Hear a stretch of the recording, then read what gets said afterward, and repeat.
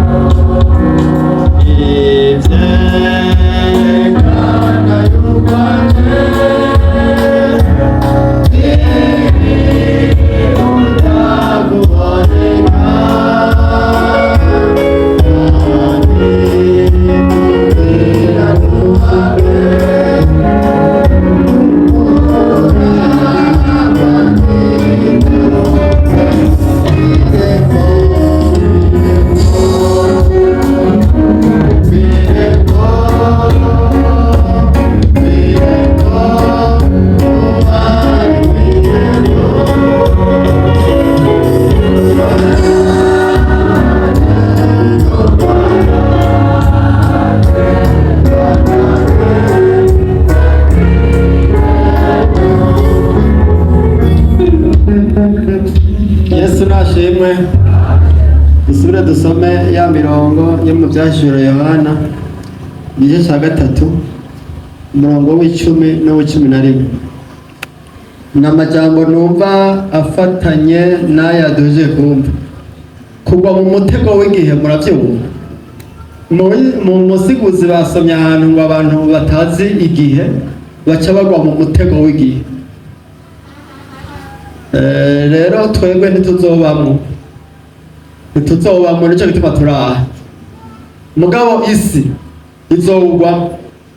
Dusome hahandi twari twasomye umurongo w'10 ko witondeye ijambo ryo kwihangana kwanje, nanje nzokurinda iki igihe cyo kugerageza kigira kize mu bihugu byose, kugerageza ababa mu isi. Ngira nze vuba wumire kuco ufise, ntihagire ugutwara igitsibo cyawe.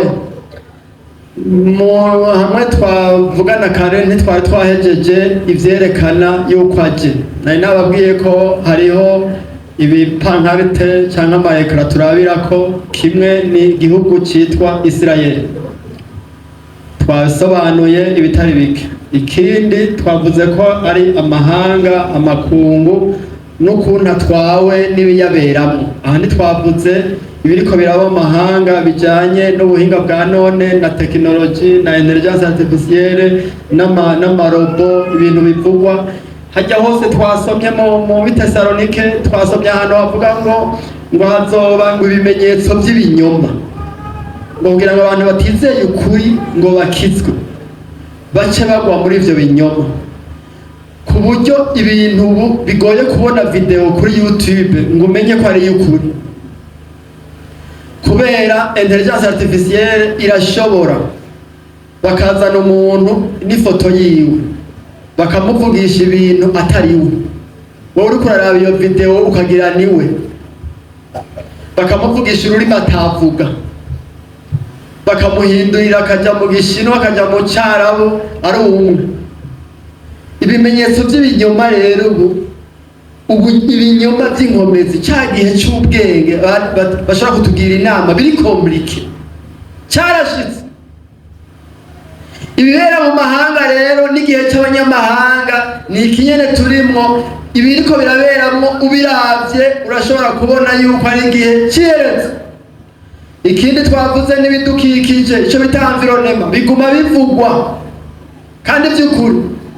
Abakristo tubisoma ngaha, ubwenge tuhejeje kumva ni mpemu yera no kumenya ijambo ry'Imana. Yesu nashimwe. Mpemu w'Imana umufise, ibikoresha akoresha ngo akwigishe ni ijambo ry'Imana riri muri wewe.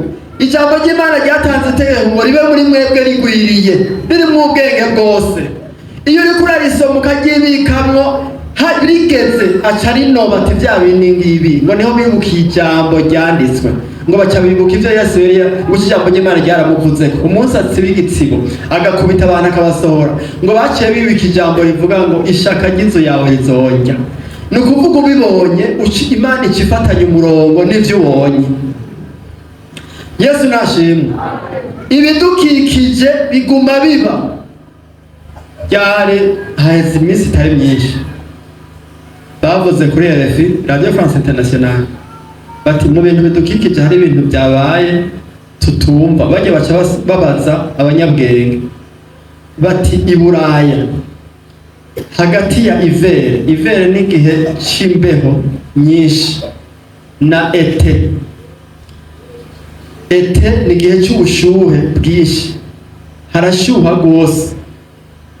Hahoraho agace bakunda rwose kari hagati y'ugushyuha no gukanya, bagakunda baca bidefura bagasohoka bagatembera ahandi baguma mu nzu. Ati mugabo byadutangaje ako gace nta kabayeho, byavuye ku mbeho bisimbira mu bushuhe. Naho abanyabwenge bariho hari ibintu batazokontorora Imana yisigarije n'ibidukikije nk'uko yabikoreshe mu kubondoza Farawo niko ibikoresha n'ubu kuko biva mu by'amajuru. Imana ifata planete Terre uku mu minwe. Yesaya niwe muntu mu bahanuzi ba kera yavuga cyane Imana arakavuga ati Imana mwongereranya nande, amahanga yose ni nk'akama mu mubiri, ni nk'umukungugu ku munzane. Ariko aragereranya Imana n'ibigirwamana. Imana ni niniya, isi n'ijuru ihindukije ngo mbona ijuru n'isi bivuyeho ngo nk'uko bazinga umuzingo w'igitabo. Yesu nashimwe. Iby'amajuru ngo bizonyiganyiga. Burya jye nashishikaye kwiyumvira ku kajawe nicaye hajya none Imana ibinyiganyiza gute? Igira ngo igira uko none hajya Imana isi, murabona hajya isi ingwe izunguruka kuri orbite hamwe bimwe muhora muca hajya itaye umurongo gatoya ko handitse ngo bizonyiganyiga. Burya bizonyiganye. Ibidukikije rero twasomye muri Luka gusa, mugabo murasoma n'ahandi ibiyaga, ivy'izuba. Nize mu bya dogitera nize mu Bushinwa umwaka wa mbere. Rero ibi bintu by'ibirere bidukikije by'ugukanya no gushuha twe tuba ahantu heza rwose. Aka gakirima bakaronse abazungu baranezewe. Umwaka wa mbere rero hashuha ndabora imbeho. Umwaka wa mbere iza ariyo ndi Abashinwa baja muri vacances mu kwa mbere, bagira bonane mu kwa mbere, apana tuyajya tuyigirira. Baca baji wabo urumva nk'uko wowe Bujumbura ukaja mu Cyangugu waje utayi wayo. Igicuma cyampa cyashusha kimugerekanyisha mu cyumba gica kirahwera mu cyumba wanje, naho n'abategerezeye batashe imbeho iranyisha ijojoro ca ndasenga ndagusavye ikigongwe Mana unkiziye imbeho. Yari imbeho nyinshi urumva wipfuka utashushe mu cyumba umva imbeho aramuga ngwino harakari oyaye muri ivere ni ivere. Mbe Imana ikiranyishura bukeye umwigisha wanje acarantelefona ati uri hende mu cyumba wozi wanje ni nahoze ati ndaje gutora. Yarantwaye iwe kungirira ubunani tutarashika mu nzira arambara ati umerewe neza ntekawe ndafise ingorane. Habaye iki? Ndakaye mu cyumba harakanye sinjyama ngo sinzire, nta cyuma ufise gishusha nticyarapfuye abagikora baratashe. Ati ntugire ikibazo nitwataha ndakugurira ikindi. Imana biranyishuye. Mu kinaho hatarashuha rwose sinamenye ibyabaye, mbona mvyimvye amaguru, ibirenge byaravyimbye. bya bindi bishishuka mu kirenge. Sinarizi ko nabitewe n'ubushuhe bwari bwa mbere. Nagomba kubabwira ibintu by'ubushuhe n'imbeho ntimubyite byoroshe ngo hajya bazoshika mu ijoro bavuga ngo izuba ntirizobababura. Rirababura. Ico gihe uwo mwaka harapfuye abantu 3 bishwe n'ubushuhe. Murazi ko muri Amerika bahora berekana imbwa ziriko ziradaha kubera ubushuhe.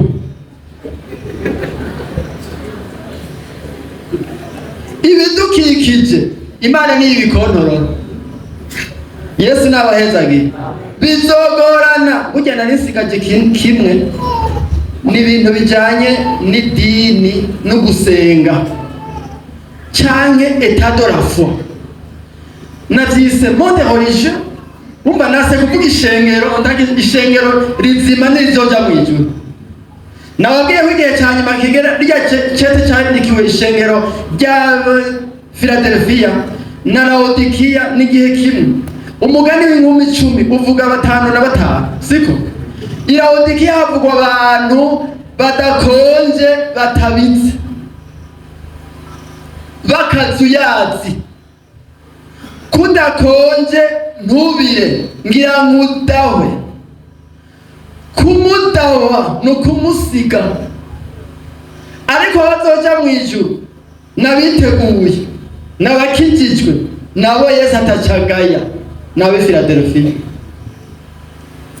Yesu nashimye ko witondeye ijambo ryo kuyangana kwanje nanjye nzokurinda igihe cyo kugerageza kigira kize mu bihugu byose kugerageza bamwisi bisigura ko azobanza kumudugana uwo yiteguye haca haza igihe gishasha kugerageza bamwisi. Umuntu wese bamwisi usenga Imana cyangwa usenga umuntu hageze guhitamo.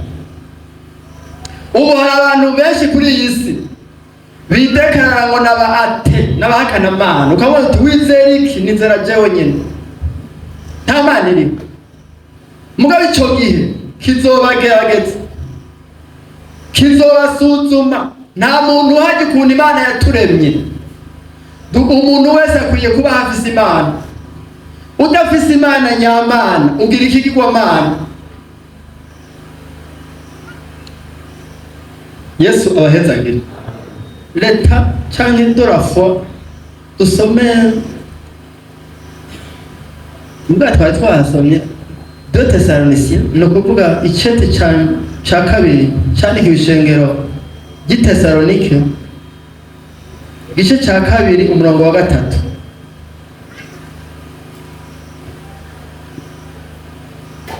Igice ca kabiri umurongo wa 3 avuga ngo icete ca kabiri igice ca kabiri umurongo wa 3 ngo ntihakagire umuntu abahenda mu buryo na bumwe kuko utazoza n'uwo munsi kwa kureka Imana niko narondera kutabanje kugirana kuboneka kandi wa muntu w'umugarariji atarahishurwa niwe mwana wo kuranduka.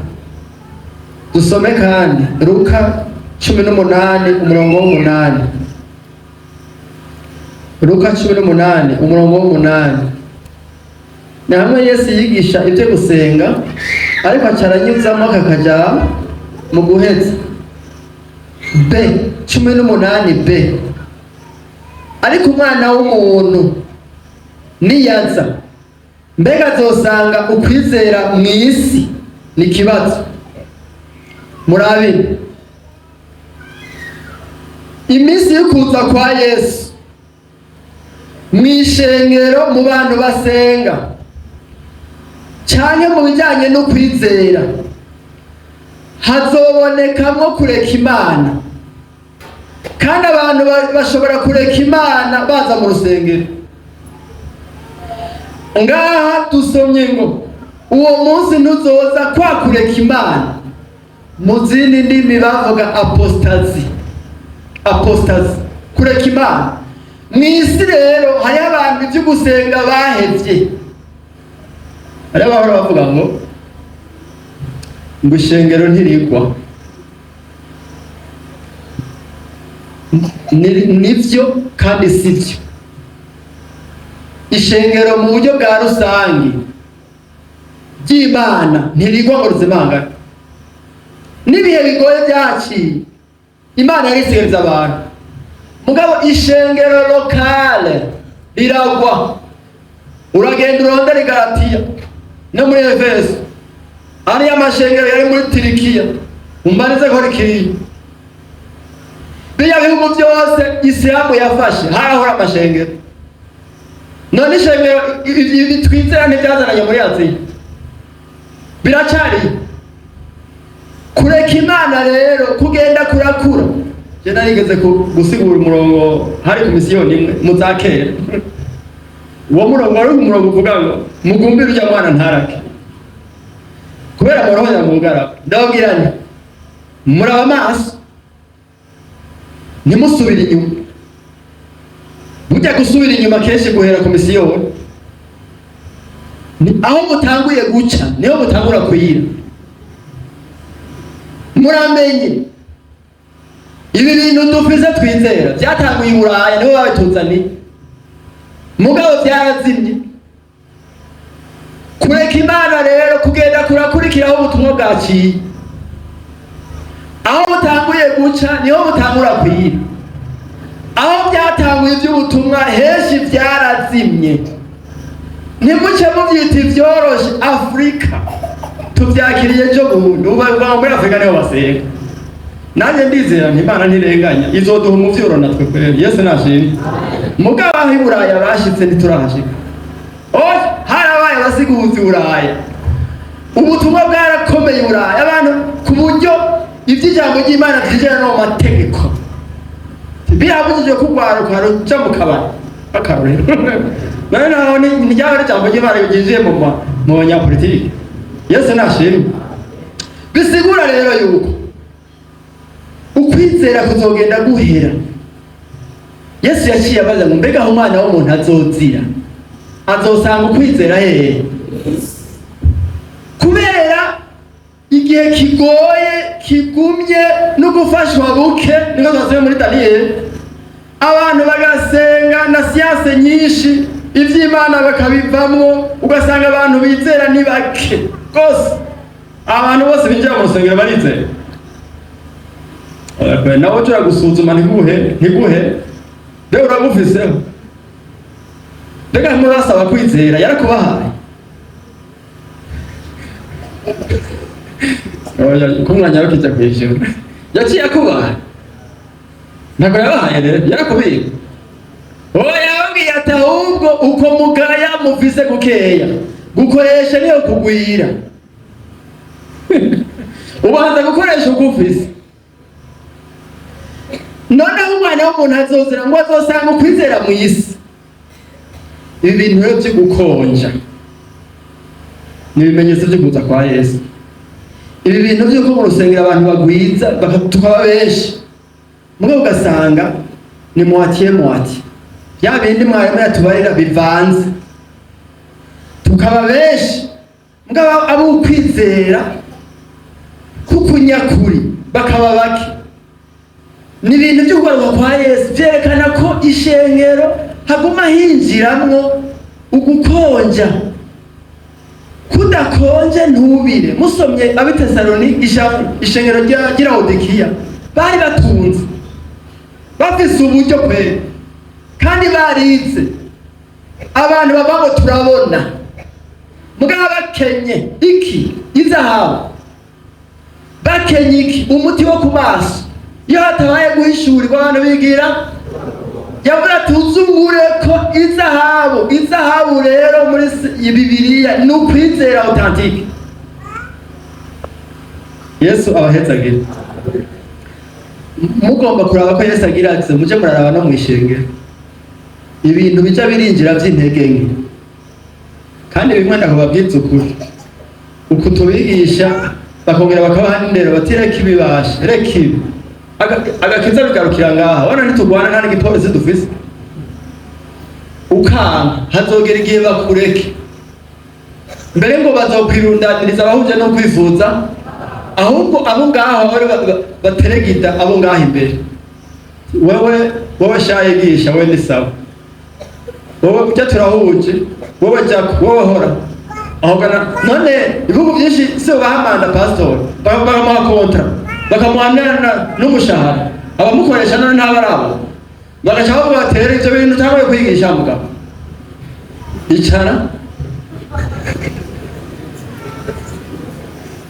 none wumva umurongo usubira gutorana. Ni ibintu rero haca senkani mwatiye kudakonja no kutagirana no kutabira. Mbega hajya bavuze bati ibya Sezari tubihe Sezari, ibya Kaisari niwe Sezari nyene. Hariya mwaca mwumvike uku kuntu isi ije iravangana n'ishingiro, umuntu akexera hose, yeho birashoboka. Cyari ibintu bintera koba kwera, hari ibintu reka ubigiyemo utovuga neza ngo ni ibyaha. Icyaha ni icyaha, mugabo hariho n'inzira yacyo. Hari inzira y'icyaha, ubwo ntumuracumura mugabo utera cyane. Abandi ubona ko ndagutabaye, ngira mwumva ivyo arivyo. Ariko uko biri kose, cyane ko mvuga ku bugingo bwawe uzoja urasuzuma ivyo ujamo. Yesu nashimwe. Niba shubaka zuyazi ntibamenye ico urimwo, ntushinga intahe uzosigara. Imana izo mu Bisirayeli bariko barimbura mu mirima, murabona Rusi bimwe yita guhumba, yasigara inyuma ariko aregeranya ivyasigaye. Hajya hari itegeko yuko batimbura vyose, hari ivyo basiga. Burya Yesu niyo aza kwimbura twarabiwe, abakonja azobasiga. Umugani w'ingumi c'umuvuga babwiye abandi bati duha amavuta yanyu kuko turiko turagirana turazima. Nimweruka kuso amatara yacu ariko arazimba, ntumva ko bari bayafise mugabo makeya ariko aragirana, none baraduze. Erega hajya Yesu arakundana mugabo nta kinyafise kindi, ntarura ibintu mu mubiri. Yugaye azoba yugaye. Hari abazosigara rero, ariko ndafitiye inkuru nziza rero abazogenda, kandi ni mwebwe mwese muri hano, siko? Yesu nashimwe. Wa murongo w'10 niwongera ncemberezako, nayo mune navuze vya Israeli, vy'amahanga, vya environnement, vya monde religieux, wowe uziga mu kwizera. Bibiliya yavuze ngo wumira ko cyufise, uje cyufise n'igiki nagakiza ni ukwizera kwawe, kandi ibigwanya kwizera burya birahari. Yuda yaranditse ngo je numvise ikingobera kubandikira ko mukwiye kugwanira ukwizera abera bahawe rimwe gusa. Hari amanama menshi y'ubwenge twavyumvise yo kugwanya ukwizera kuzima. Je murambwira abana turiko turasenga mu ijoro, hari murongo turasoma imirongo ungaca uwabatijwe niwe yemerewe kusoma nawe nyene urutonde. Utarabatizwa aratanga kantike turereye, hanyuma nanje ngasoma umurongo rimwe cyane nabo nyene bakosoma canke nyina wabo. Umunsi umwe narasoma umurongo ndababwira nti mwe rero basha muracyakura. Yohana handitse ngo Yesu niwe nzira n'ukuri n'ubugingo, ntawushaka kuri se atamujyanye. Nibaza bakabigisha ko hari izindi nzira, murabona ko ukukura uja kure uzosanga basire ibindi vyizere, siko? Kandi ubu amanama yo gusukiranya hategeza kuba amonde religieux unique, kugira bizo bikunde mwaza ko bigenda gute. Bazofatanya abakristo n'abayisilamu, bafatanya abakristo mu bwoko bwose. Ibi twe tubaho ngo turabakizwa, hari abandi babona abakristo bana abakristo rero isi dufatira hamwe n'ababuddhiste n'abizera Muhammad. None bazohurira hehe? Hazaba hari inkomezi za shitani bizokunda monde religieux imwe. Niba rero warageze ahantu ibintu bimwe ubirorotiviza ubirotibineza no gukabya turakabya n'abandi barasenga, uzoba uri gutora iyindi nzira kandi uzoba utaye kwizera. Aha babango umbere kucyufise ni birebire, urumva urashobora kwizera kubera ivyo bintu ugiyemo, cyangwa n'ishengero muri rusange bagasinya ibintu bitesha ishengero kwizera fondement de la foi duhagazeko.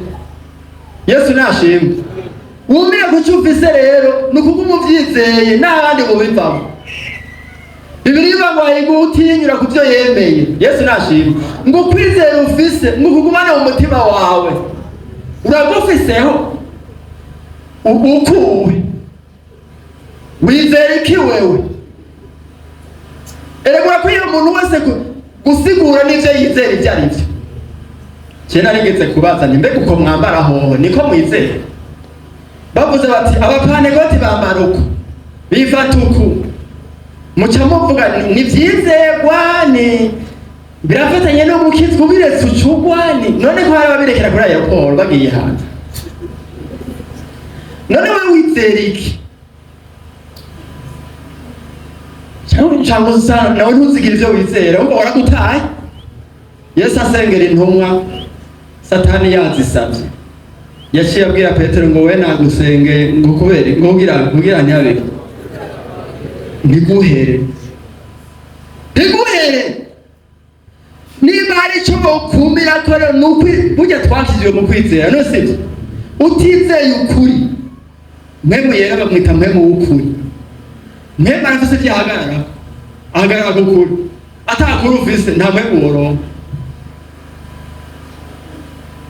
Abantu rero bizeye ukuri bumiye kuco bafise barafise risezerano ko witondeye ijambo ryo kwihangana kwanje nanje nzokurinda igihe cyo kugerageza kigira kize mu bihugu byose kugerageza baba mwisi. Niho ngira mbereza ku kintu kijanye na enlèvement. Yesu nashimwe. No kuvuga kujanwa mu ijuru udapfuye. Ibi bintu si ubwa mbere Imana izo bikoze. Yari yarabikoze mu itanguriro ku muntu yitwa Henoki. Kandi Henoki yajyanywe mu ijuru hagira habo mwuzure.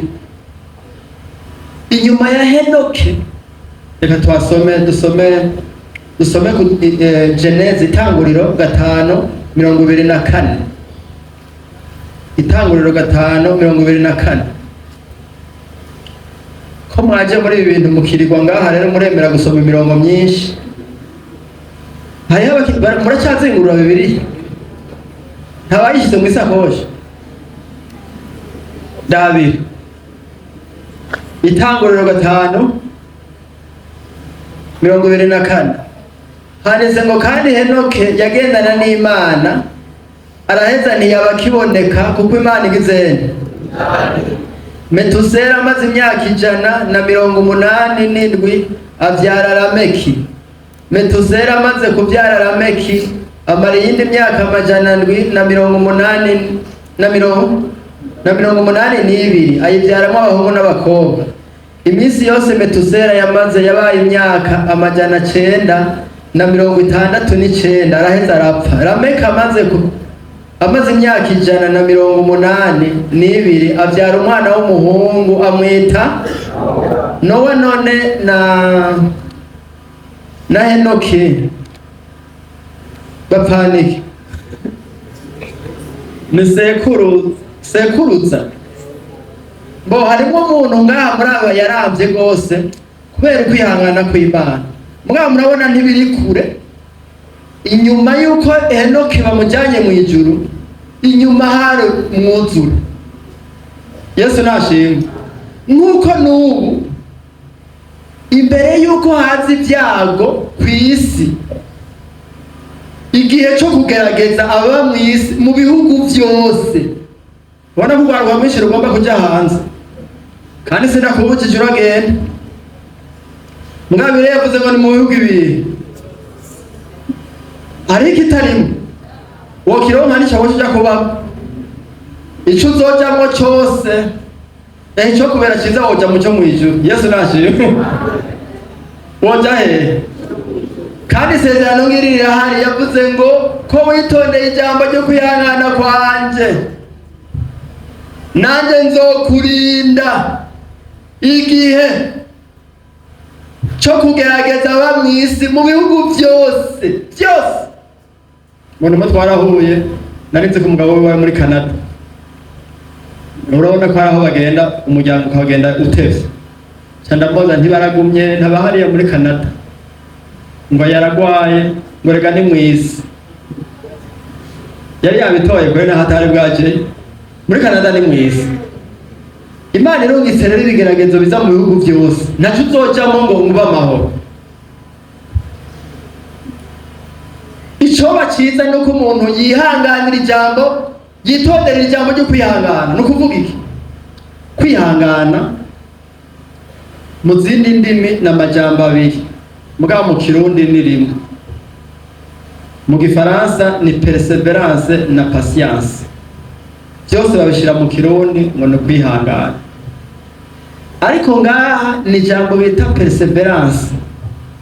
Perseverance uca wihangana ushishikara kandi bigoye.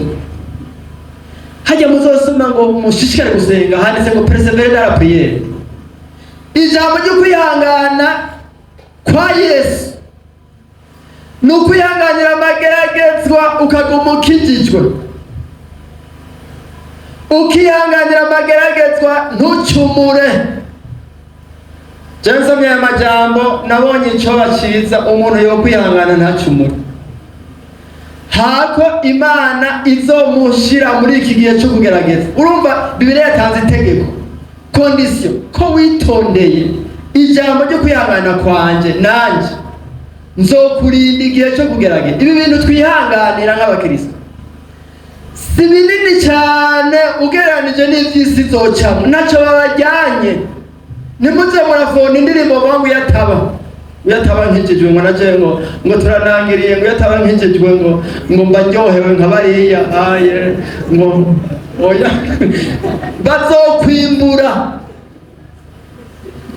Wo kwihanganira ibi Bibiliya ivuga ngo niyumvira yuko imibabaro y'iki idakwiye kugereranywa n'ubwiza, kandi ugomba kwizera. Usomye mu Baroma urabona ko Paulo yagereranya ibintu agakuramo ibintu bya logike, akavuga ati none ko turi abana b'Imana turi basamuragwa, ivyo birajyanye ko turi basamuragwa rero bigira gutya.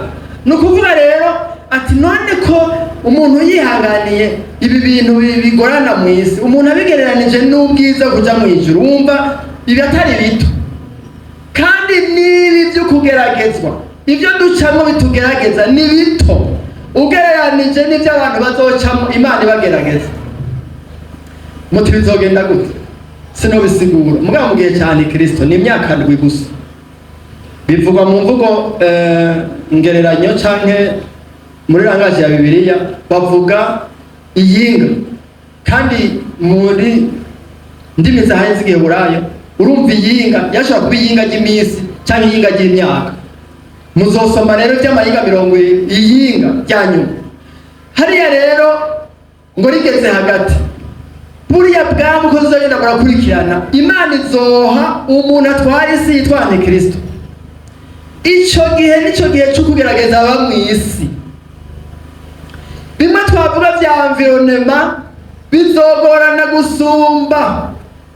Imana mu guhana abantu, guhana isi hari etape zibiri. Iya nyuma no gushira abantu b'abanyabyaha base kwihana muri Gehinomu, kandi Gehinomu iriho umuriro utazima. Iyindi y'imbere Imana izohanisha abantu ivyo bakoze, yongerere kure n'ibintu byose bigorana kuri iyi si.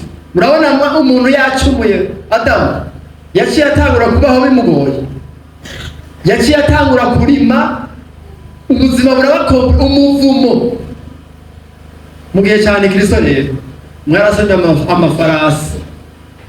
Urabona abaririmbyi muriko muramuka abaririmbyi kiya gitabo ngo Yesu yazinguruye muvuga ngo niki imibabaro yanditse. Urumva je nimba mwisunga ivyahishuriwe Yohana 5 ndabasigurire uko numva ivyahishuriwe Yohana 5 kiya gitabo Yesu nashimwe. Ivyahishuriwe Yohana 5 duhere ku murongo wa 5. Oya, duhere ku murongo wa mbere, niho hatangura kuko igitabo. Yohana yereka umwagazi w'intama w'Imana. Mwahashize mboniki igitabo mu kuboko kw'iburyo kwivyagiye kuri ya ntebe, cyanditse imbere n'inyuma, kidombagije kudushashara ndwi, tukimatanije tudomyemwo ikimenyetso. Mbona umumarayika w'inkomezi nyinshi asemereza ijwi rirenga ati, ninde bibereye ko azingurura kijya gitabo? Umviriza musurinye aka kajambo kavuga ngo bibereye. Mubona ari itegeko, muga n'uwo bibereye mu zindi ndimi ari dinye. Ninde bibereye? Turi kumwe ko azingurura kijya gitabo ngo amene ibikimatanije. Ntiyagira uwo mu ijuru cyangwa uwo ku isi cyangwa uwo kuzimu ashobora kuzingurura ico gitabo canke kukiraba. Nanje ndizwa cyane nuko hatabonetse ubereye kuzingurura ico gitabo canke kukiraba. Umwe muri ba bakuru arambarira ati, ntacurira, intama yo mu muryango wa Yuda, umunago w'ubushizi ca Dawidi yaragize ryari? Muri kahise muravyemeye?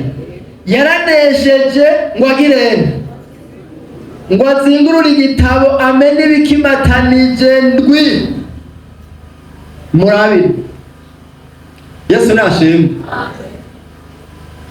Mwese muratahura yuko iyi ntama y'umuryango wa Yuda yanesheje ni Yesu Kristo. Hepfo yaciye amubona nk'umwagazi w'intama ngo asa n'uwishwe. Yabonye ya ntebe nababwira, kandi intebe ivugwa cyane mu byaciro Yohana igice cya 4 n'icya 5. Kenshi ijya ntebe n'uyivyagiye k'Imana afise igitabo rero mu minu, haca hasohoka itangazo. Umumarayika w'inkomezi nyinshi aca arasemerera, ninde bibereye ko azingurura kiya gitabo? Ninde ari dinye? Baravuga ngo urumva ngo hari igitabo, ngo hanyuma ngo Imana ngo ibaza ngo abamarayika ngo bariyangira, ngo baza ngo Nyabugingo ngo baranga, ngo baricicikira, ngo barahora. Ninabwiye ntireka bashaka kuririmba ko banse, ntabwo ukundi muvuga aho mubagirije ngira ibicumu mwe ngo bahagarariye. Nta muntu, nta wanse kijya gitabo. Ivy'imibabaro ngo mu muzingo w'igitabo niko vyanditswe, nimwasoma ahandi sawa, mugabo aha ndababwira iki gitabo cyo bisobanura. Yesu nashimwe. Iki gitabo cyari kizinze nk'uko bazinga ibitabo kera, kumwe bazinga impuzu hajya kuri Avenue la Mission, bazinga gutya, kumwe muzinga ibitambara gutya. Rero bagaca bashira kwishasha, subira bagazinga bagashira kwishasha. Murazi ko kera mu kwandika kwakoresha irangi bagacumitamwe bagaca bandika gutya. Imana igifashe ati, ninde bibereye pakizinguru. Iki gitabo cyarimo rero l'avenir de l'humanité, le jugement, imanza. Uri dinye kukizingurura nuwemerewe gucira imanza amahanga. None ni rero avyemerewe? Mwibaza, nta mumarayika yari yemerewe gucira imanza abantu ntabazi neza, nta kinyabugingo, nta n'umuntu, nta n'umudayimoni. Hari hasigaye umwe gusa yabaye umuntu, yitwa Yesu Kristo, ngo niwe muhuza w'abantu n'Imana, nawe nyene n'umuntu. Bibiliya yavuze ngo aridinye kuko yishwe agacungurira Imana abantu. Wowe rero wacunguye abantu, genda ubacire imanza. Imana yamwicaritse azutse iburyo bwiwe, kidi iburyo di ibikomo. Imanza zose se yazihaye umwana. Nico gituma bamaze kukimuha amabose bagaca bapfuka bati, wewe birakubereye. Izo manza niho wozica. l'avenir de l'humanité ihagaze mu minwe yawe. Musomye hepfo ibyo azinguruye cyangwa azinze, tournez la page mwumva icyo aricyo. Mwese mwumva icyo aricyo, tournez la page. Avuga ati on tourne la page, c'est fini. Mugabo on ouvre une page. Yesu nashimwe. Yesu rero amatuye kimwe niho muca mubona haba ibintu ku isi, kuko aravyemerewe gucira imanza isi. Akiza ubwa mbere yavuze ati umwana w'umuntu ntiyaje gucira abari mu isi urubanza, yaje kubakiza. Ariko muraza agaruka azoba aje guca imanza, kuko twese niko birivuga tutazobura kugaragarira imbere y'intebe y'amateka ya Kristo, kugira ngo umuntu wese acirwe urubanza ivyo yakoze ari vyiza cyangwa ari bibi. Twebwe abakristo ntituzoja mu manza z'urupfu zo kubaho no gupfa, tuzoja mu rubanza rw'ibikorwa. Nukuvuga ko Yesu rero n'umucamanza. Hari igitabo yemerewe kuzozingurura muri iki gihe cyane Kristo, iki gihe cyo kugerageza aba mu isi, niwe azozingurura rero atubu ifarasi naka nigende. Yemerewe gusokora amahoro mu isi. Abwira ukuri, isi irandanje. Mugende mugurira abari mu isi, isi irandanje no kuvyerekeye amahoro. Muri iyi misi amahanga presque yose kandi ibihugu rutura bari muri competition nini kubigwanisha, n'abari barahevye kubikora inyuma y'intambara y'isi yose. Ubuyapani bari barufatiye ibihano, nabwo nyene bufata politiki bita neutre, ibigwanisho badasubira kubikora. Ariko bamaze kubona yuko bari yandanje, ubu nabo bari muri kuruse nini yuko bigwanisha. Umudage bwari bwararimise nabwo nyene, ubu n'amaproje ataja mu by'ibigwanisho babyisutsemo. Union Européenne babonye umutwara Amerika avuze ati mwebwe muri OTAN mutatanze amahera ndavamo bose kuruse kubigwanisha. Ubu bigwanisho bagiye gukora n'ibyariho byonyene vyofuta isi. Burya n'Imana igira umuntu, burya n'Imana igira imbabazi kwe. Ibyo bigwanisho bitani créer abakuru b'ibihugu mu bihugu babifise. Urana Corée du Nord baragifise, kandi n'umuntu batametiriza ujya muntu atwara Corée du Nord. Umukuru w'igihugu niwe bafise droit, afise urufunguruzo atanga droit yuko gikora. Hajya kugira ngo ntibakire kure, si Imana igira umuntu yoboregwa cyangwa mu mutwe. Ariko kubera vyanditse ingene sizohera ntibashobora kubiheza. Ariko umumarayika ifarasi niyaca kuri isi, uyicaye akavuga ati ndasokoye amahoro mu isi, bazobiterana. Kiya gitabo rero ngira mwabitahuye, kiya gitabo ni igitabo kirimo imanza, kirimo kazoza k'isi, ibihano bizoca kuri isi muri iyi minsi yo kugerageza aba mu isi. Yesu akaba ari wazingurura akongera akazika, avuze ati ubu hajya handitse hari umunzani, hajya hari umunzani, ni crise économique, ni crise économique. Idenari ibiciro, ibintu byo kuduza ibiciro ni mu Burundi gusa, oya hose ubuzima buguma buzimba. Nimwumva ngo igihugu kanaka kiratunze, ntimuzoce nabo igihugu kiratunga abanyagihugu bakenya. Mwabuze ko mu bihugu biteye imbere abantu bararamwe bara. Je nabiye ngo ukenera ino, aho ukenera hari. None kurara barabara muri ivere baka.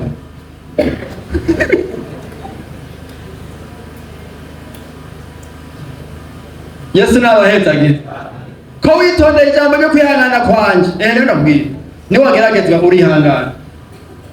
Yesu nashimye. Mbega hajya ucumuye, urabona mbega harimo ngaha abantu basenga ngo ncumura mbitse ngo ncukure bigirankana. Baje umuntu akijijwe ntacumura bizi ngo ncumure bigirankana, wumva kwihana ibyakuguyeko. Mugabo nibagira cumura bigirankana kandi wihanye byo kwibanira kwabari, mugabo bagiye biragusiga mu intege. Yesu arafitiye iganuke, arafitiye amasezerano abihangana ntibacumure. Yesu nashimwe ko wita Imana iraraba ingene wihangane, ko witondeye ijambo ryo kwihangana kwanje, nanjye nzokurinda, nzobanza ngukuremo. Yabanje kuramwo Henoki. Eliya sinzi ingena vyagira, sinzi iki gituma Imana yaramujanye ntavyonse, mugabo ngo bavuga ngo izosubira mutume ku isi. Muri gihe cyane gizare babiri bavuga ko Eliya na Henoki kubera batapfuye nabo nyene bazoza bagahangana n'ivyo bikoko, ivyo bikoko bakarasana bagatibura umuriro. Urabona ko yabimenyereye ivyo gutibura umuriro. Amahanga yose akagira ingorane ku bwa Eliya. Eliya rero nawe nyene yaduze mu ijuru adapfuye. Na Yesu kugira ngo atuhe akarorero yaduze bamubona. Yesu nashimwe ngo igicu gica kiramuduza. Burya n'abakristo rero arevema ubushobozi bw'Imana n'abamarayika buzoterura umuntu mu gakanya gatoyi. Uwo mubiri umuntu yambaye Imana ikiwuvunja imuhe uwudakwegwa na pesanteri aca aduga. Urabona hajya handitse ngo azoza nk'igisuma, ibisigura ko azoza kutwiba. Murazi ko atiba, mugaza aza abantu batamugiye batiyumviriye, ariko naho yogenda tuzogenda abantu batubona. None Eliya ntiyagiye Elisa mubona, none hajya mwicaranye ukabona araduze, wowe ukurikira. Umwe azojanwa n'ukujanwa, reka ntiwijane. Umwe azojanwa uku, hanyuma uwundi areko amugumiza we sigara arevema. Gusa kirace mbetse ibintu vy'Imana, ibintu vy'ibihe biragoye guca umurongo kujya. Urabona bose ndendere bitera amatara acazima, mugabo izuba ry'Imana ntirizima gutyo. ubona ko bugenda burira buke buke. Umuntu umuco ukabanza ukavangana n'umwiza, iyo buriko buraca cyangwa iyo buriko burira ukabona hagati na hagati. Nico gituma hari ibimenyetso by'ibihe ubona tubugira bwire, hari ibintu tuzocamo no tugahonja tukabona ko Antikristo agira tware. Uriko muravyumva? Nabwiye hari n'amahese bagira ukabona ibihe bigoye, ngo azoza ibihe bigoye, ukabona ko bugira bwire gose. Hanyuma rero ico gihe rero niho ngo mu gicuku humvikana urwamo ngo nguyu umukwe nimusohoke umusanganire. Ibintu vy'ukudukangura ku nguvu bitegereza kuza. Haca hazamo kibi n'umunyantege yimenya ati ndiko ndazima, Imana itentervenye ndazimye. Erega nawe nyene aba yakangutse, aba ariko arimenya ko intege nke. Yesu nashimwe. Ico gihe rero haca bakwitegura ikinoba abantu, ibindi bice bibandanye. Hari ibindi bakunda kuvuga abantu ngo muri ico gihe cyo kugerageza ngo abantu ngo bazokwikirisha ngo amaraso yabo. Ivyo bintu sivyo. Erega bakwishe amaraso yawe si yagukiza. Ajya abantu bose bishwe bace baja mu ijuru. No mu gihe kibi umuntu naho bazomwica bakamucizosi azokizwa n'amaraso ya Yesu. Mugabo gusa azohura n'ivyo bihe bigoye bamwice bamuhora agakiza. Urabona ko hari abazobwirwa ngo nimurindire kugeza aho igitigiri, hari abazokwicwa bahugwa ivya Yesu nkamwe. Yesu nashimwe. Hazoza igihe cyo kugerageza abamwisi rero, mugende muburira abantu. Urabona turashobora kujya gusenga ugahura n'umuntu agiye muri siporo, reka twe turi mu yindi monde ku buryo umenga ibintu ntituzi biba. Ubu natwe bamwe turara ku rusengero samedi, ubonye mu gitondo umuntu atagiye gusenga umengo niba umengo ibyo bintu ntibibaho. Mugabo arabyuka aryamye akaja muri siporo, hanyuma akagoroweza mu kabara kumva n'amahoro, akaguma yitekaniye ukamengo nta cyabaye, kandi akazonasazuka agateba agahwera. Mugabo hazoza igihe yaba byakunda mwobaburiye. Yesu nadufashe. Hazoza igihe umuntu wese azobari hazobazwa Imana yizeri yari. Hazoza igihe ibintu bya netra byo kuba netri bamenye yuko gusenga byari bifite akamaro. hariho umuririmbyi numvise ariko arasenga umunsi umwe ngo mana ngo turagushimiye utu turirimbo waduhaye ngo kuririmba ngo urabona ngo nabajya badukengera ngo iyo bageze ku mpanda ngo nitwo bifashisha n'ab'intege batahora basenga baca batera kantike ajya iyo ibihe bigoye bishitse niho bazamenya aho gusenga kurondera Imana byarahise akamaro. Wowe rero ntubivemo ahubwo ugende ubaburi hari igihe kiri imbere gatoyi ngo nzokurinda igihe we witondeye ijambo ryo kwihangana kwanje nzokurinda igihe niwakena wihangana Imana iranota. Yesu nashimwe. Niwagwara wihangane Imana irabyandika. Hanyuma hazogera igihe bwite ko witondeye ijambo ryo kwihangana kwanje ukizwa no kuba kuri iyi si bifatiye ku ijambo ryo kwihangana. Abantu bubatse nibo babwira ati uzogira iki nzokwihangana. Bamwe bavuga batanze ibyo bavuze. Ngo kwihangana ni ijambo ry'Imana kwera. Mwebwe iyo musaba n'ivyamwa bya mpwemu yera muraba urukundo mukaraba n'umunezero gusa ngira n'amahoro. Mugabo kwihangana Therefore nigisha ijambo ryo muri Yobu 19 ryavuga ngo nzi yuko umucunguzi wanje ariko kandi kuyerezo ry'iyo minsi nzobona Imana mvise umubiri. Ndavuga nti nimba kera mpwemu yera yaza ku bantu akabushungu nije nibaza ko Yobu yamutebako. Kwihangana rega birasaba ko mpwemu yera gutebako. Yesu nashimwe. Umuntu uzamusabe babiri udande byo bavuga baravuga nk'ishapitire yose. Hanyuma nawe bakamureka muga bakavuga iyindi shapitire. Niho aho iyo shapitire 19 niwe yari aravuga. Abandi Yobu yaravuze mpwemu yera. Yobu niwe yamenye ko hazoba kuzuka w'abapfuye. Nzobona Imana mfise umubiri. Yesu nashimwe. Uwanditse igitabo cy'ibya Yohana yavuze ngo jewe Yohana mwene so uwo musangiye amarushwa n'ubwami n'ukwihangana ko mwakiba. Yesu nashimwe. Amarushwa n'ubwami ntivyobanye hatabaye kwihangana. Ivyo vyovangana nabo rumengo kimwe cirukana ikindi. Wowe ahari ubwami wumva hari ibyo amarushwa bari. Ariko n'ubwami bw'Imana turonkera mu marushwa ukabugumamo kukwihangana.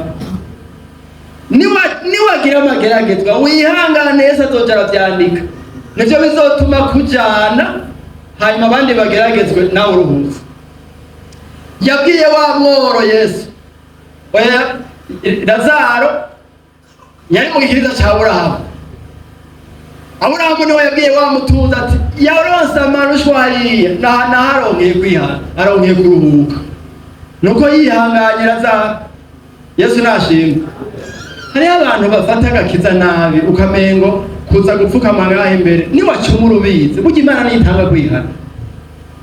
Hariho abantu bamwe yamusanga umuntu acikira akavuga ngo nzogaruka kwihana ngo ntibatunganye ukwezi ngo batunganya amezi abiri ukamengo bamwakiriye ngaho Imana iciye imwemera. Ibintu niwabica nk'ubibona ntumuzi kugaruka. Ihangane ntucumure. Yesu nashimwe. Imana iranota kwihangana k'umuntu ko witondeye ijambo ryo kwihangana kwanje nanje nzokurinda ntuzoronka igitsibo cyo kwihangana utihangana. Mwebo wowe yihanye mu nyuma mugabo ni wari wihanganye. Ihangane rero hanyuma bihangane bagirana kuko nibamara kurama bazogirana bazohabwa igitsibo cy'ubugingo bazojanwa mu ijuru. Imana ibarinde ibindi byago. Yesu abahezagire. Mu ntambe dusenga Imana ko twosengera n'ubu turamuhaye ikaze. N'ubu turahaye ikaze mugomba tumusengera. Hari ibintu utihanganye kandi Yesu ari mu kuza. Kandi Yesu agiye kuza. Bana birinde n'abandi. Uze tubagusengera Imana. Kwihangana ni cyamwa mpwemu yera. Nimba wumva umutima ukwagira uti Yesu inzambi ivuze sinogenda mu bambere sinkonje simbitse nawe nyine turaguhaye ikaze. Ufatire ingingo ku mavi Imana iguhezagire izogufasha. Nimba uvuga uti naje ndagomba kuba abanyabwenge bazigiye bokiza n'abandi, atari gukira gusa, bokiza n'abandi, kandi urunganwe mungana n'uruzoba inyuma yawe, ruragomba ko iyi minsi uza gusenga uhakura ibintu byo bafasha. Kaze kwa Yesu mubivugana. Turahe kaze umuntu ngomba tumumusengera mbere yuko turangiza. Yesu abahezagire.